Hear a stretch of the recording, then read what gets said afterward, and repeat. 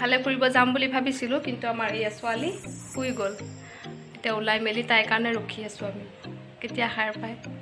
সকলোকে স্বাগতম জনাইছোঁ মোৰ ইউটিউব চেনেল বন্দনা ব্লগৰ এটি নতুন ভিডিঅ'লৈ। আজি আকৌ বহুদিন পিছত এটি ভিডিঅ' আৰম্ভ কৰিছোঁ। ফুৰিবলৈ যাম যিহেতু, পোৱালি ৰখি আছোঁ। এয়া বেলেগকৈ আকৌ খোৱা আৰম্ভ কৰিছে তাই। সাৰ পোৱা নাছিলে, জগাই দিলোঁ। ৰখি থাকিলে দেৰি হ'ব তাই উঠালৈকে।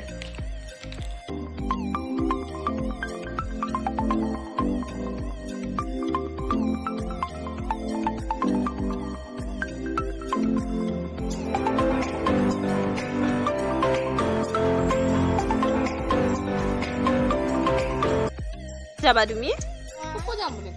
ক'ত যাবা? ক'ত যাবা ফুফু?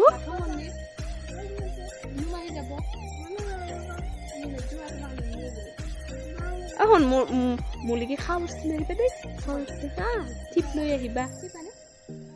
অঁ আনিবা দেই। Bye bye.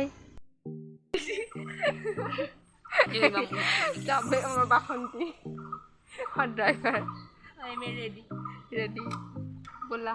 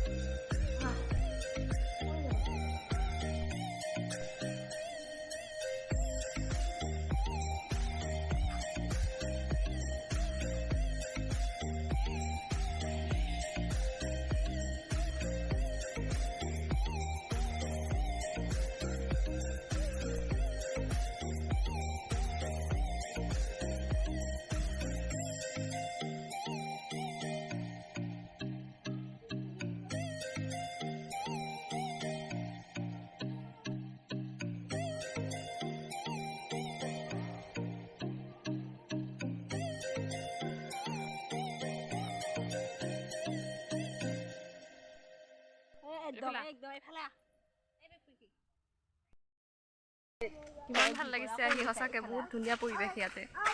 আৰু মানে ইমান হুলস্থুল নাই, গাড়ী শব্দ এনেকুৱা শব্দ নাইকিয়া ইয়াতে। মানে ভাল লাগিছে আহি সঁচাকৈ, বহুত ধুনীয়া ঠাই।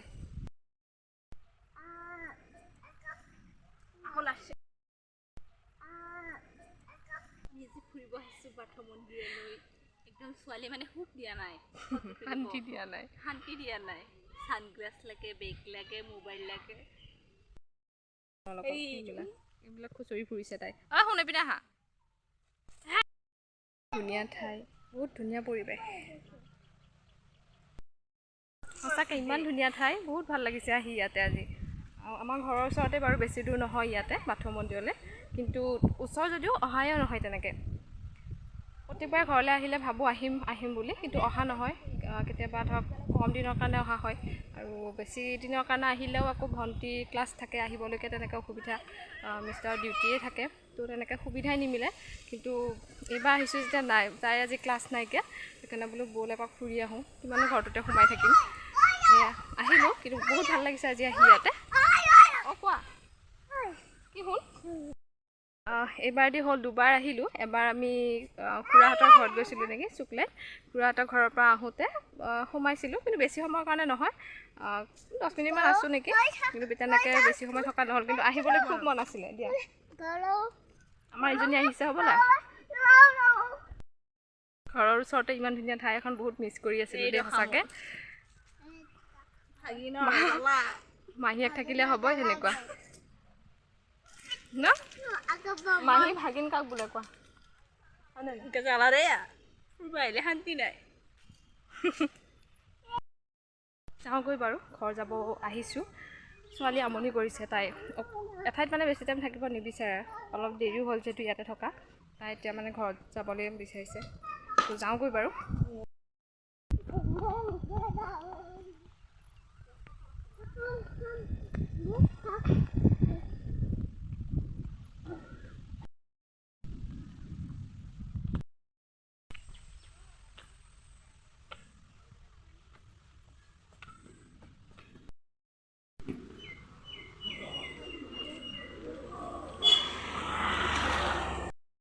কবিতাতে দিলু